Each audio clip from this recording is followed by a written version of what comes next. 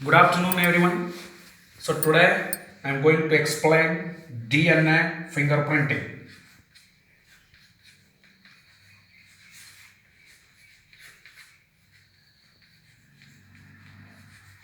Now,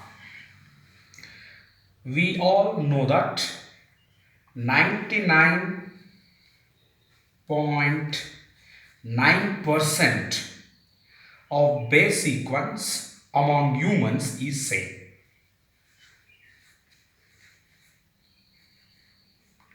Base sequence. DNA fingerprinting is a very quick method to compare the DNA sequences of any two individuals. Quick method.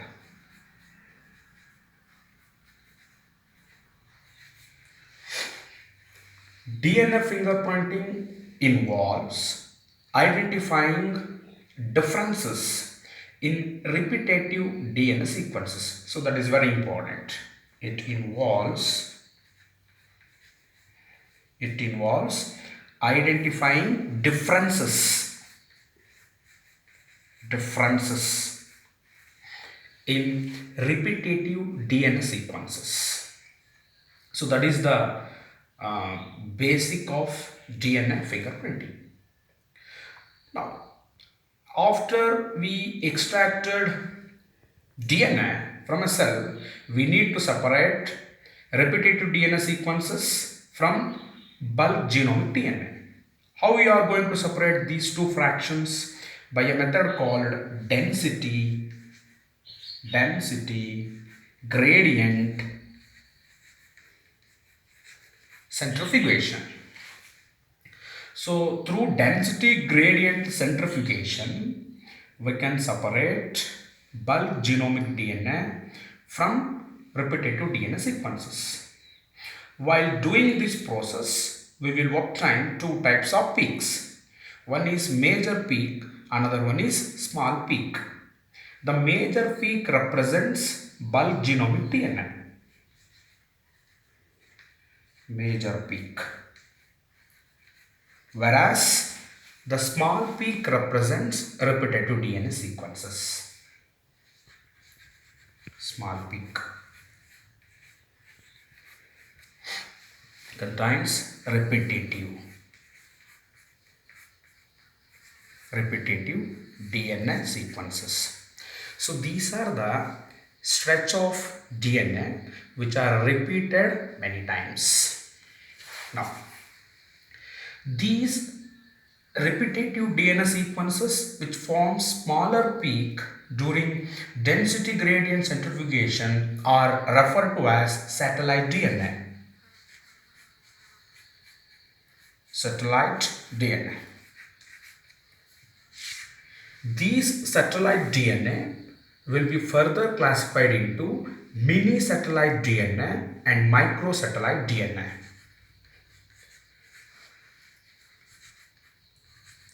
On what basis the satellite DNA sequences are classified into micro and mini satellite DNA sequences?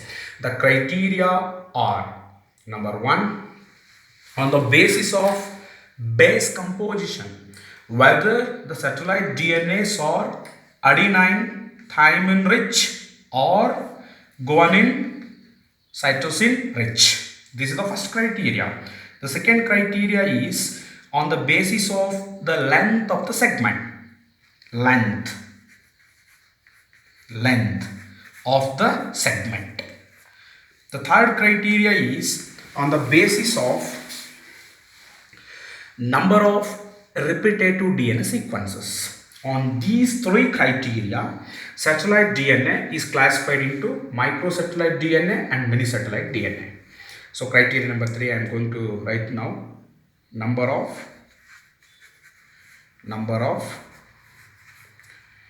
repetitive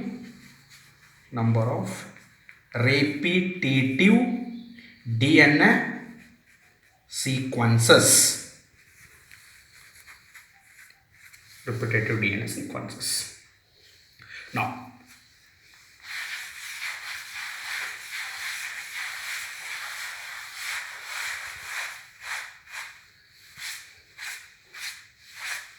Now, the mini and microsatellite DNA. Listen carefully. Mini and microsatellite DNA, they show high degree of polymorphism. That is very important. They show high degree of polymorphism.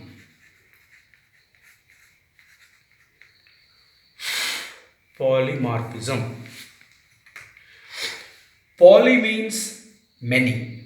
Morph means forms. That means these DNA sequences will exist in many forms. So that is the meaning of this statement.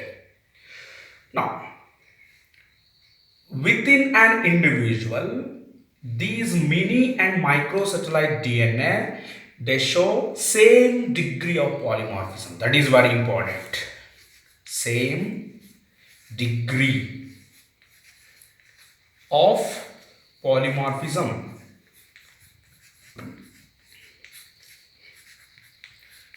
Clear? Now, that means within the same individual, these DNA sequences will show same degree of polymorphism. The polymorphism may arise due to mutation. And one more thing, DNA polymorphism usually inherited from parents to offsprings.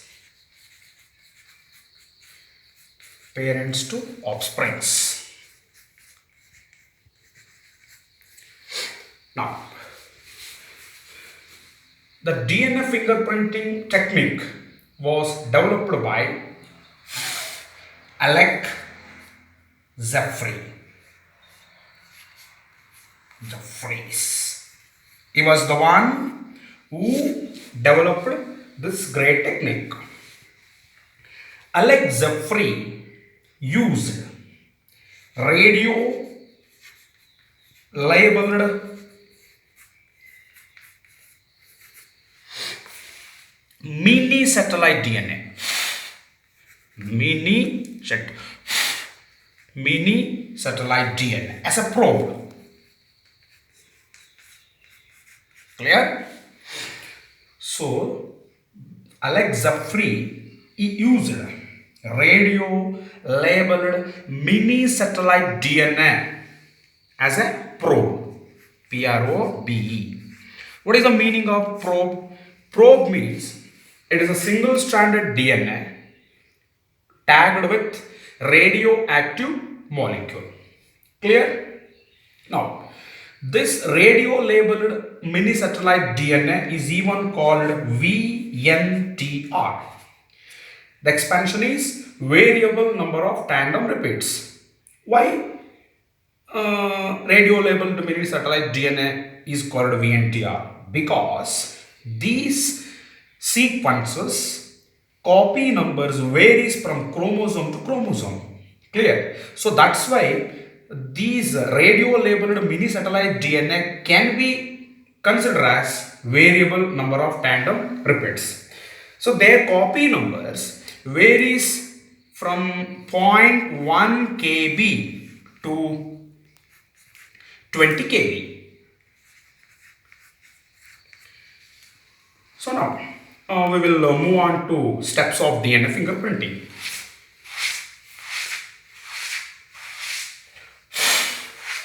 Now, step number 1, isolation of DNA. Isolation of DNA. Step number 2, fragmentation of the long polymer of DNA by using restriction endonucleases. Fragmentation.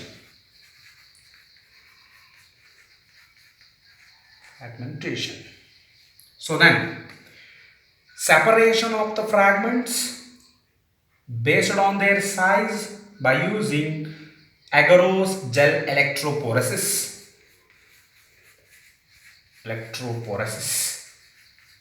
So then, transferring of the fragments to synthetic membranes such as nylon or nitrocellulose. Fourth step. Then hybridization by using radio labeled VNTR. It's very important. Hybridization.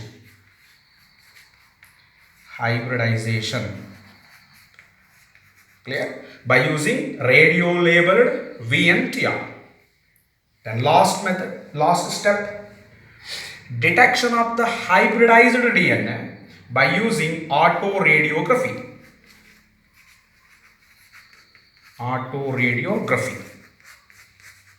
In autoradiography, we will obtain bands of different sizes. So then,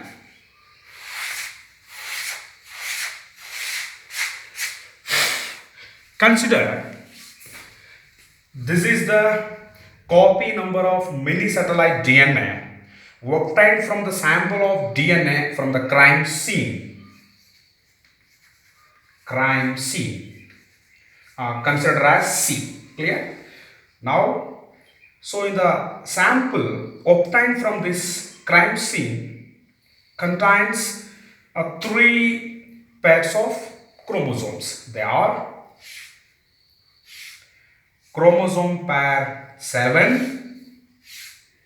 So this is 7th chromosome pair. This is 2nd chromosome pair. This is chromosome number 16.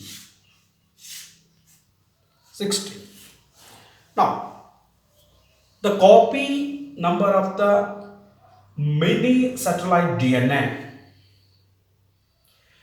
in the chromosome pair 7 are here 11. This is one copy number. Second, 3, 4, 5, 6, 7, 8, 9, 10, 11. Clear? So that means in the 7th pair of chromosome, we come across 11 copy numbers of a particular mini satellite DNA. In a pair, another chromosome is there. In this chromosome, the copy numbers are 9. This is 1. Clear? Do not consider this one. Please don't consider this one. Second, third, fourth, fifth, sixth, 7, 8, 9. Clear? Here 11. Here 9 copy numbers. This is paternal chromosome. You can consider it as this is maternal chromosome. Now, in the chromosome pair 2nd, 8 and 7. 2, 3, 4, 5, 6, 7, 8. 1, 2, 3, 4, 5, 6, 7. In the chromosome pair 16, the copy numbers 1, 2, 3, 4, 5 and 2. Here copy numbers 5 and 2. It's clear? So now the copy numbers of the same mini satellite DNA from the DNA taken from individual A and individual B.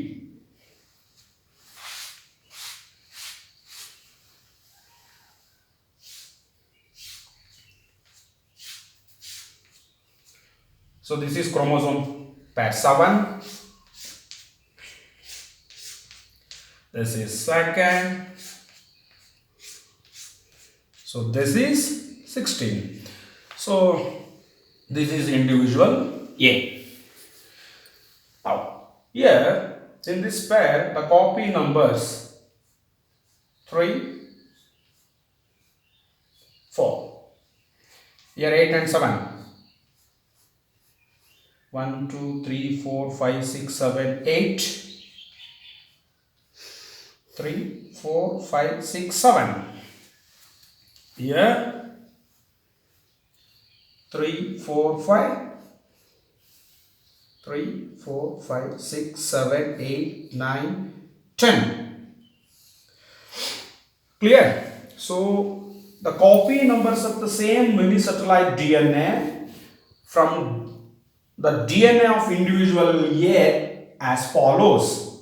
Here the copy numbers 3, 4, 8, 7, 5, 10. Now we have another individual, that is individual A.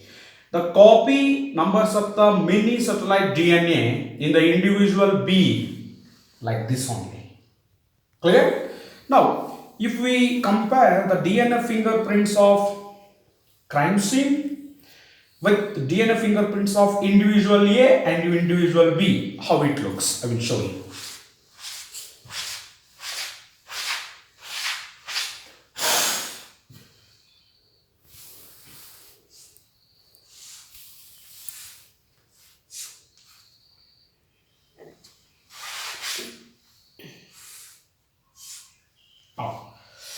So this is 12, that means if the copy numbers were 12 or 12, the band will come in this side. This is 11, 10, 9, 8, 7, 6, 5, 4, 3, 2, 1. So the DNA fingerprint of sample obtained from crime scene C. In chromosome 7, the copy numbers were, try to remember, 11 and 9. So that the band will come here, 11. So then 9.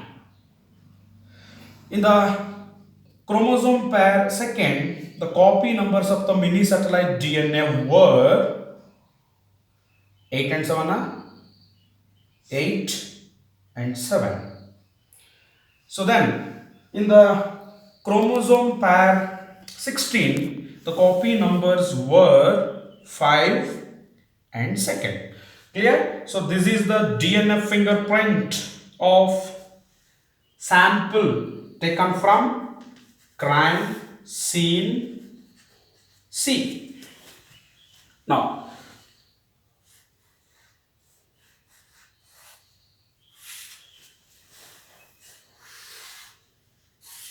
we will compare.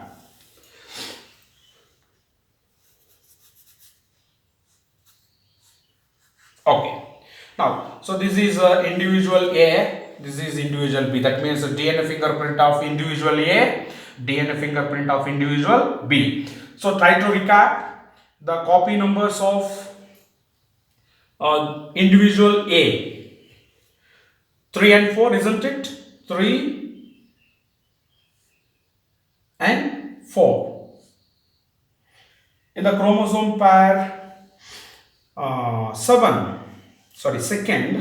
the copy numbers are 8 and 7. 8, 7. In the chromosome pair 16, the copy numbers are 5 and 10. 5 and 10. Clear?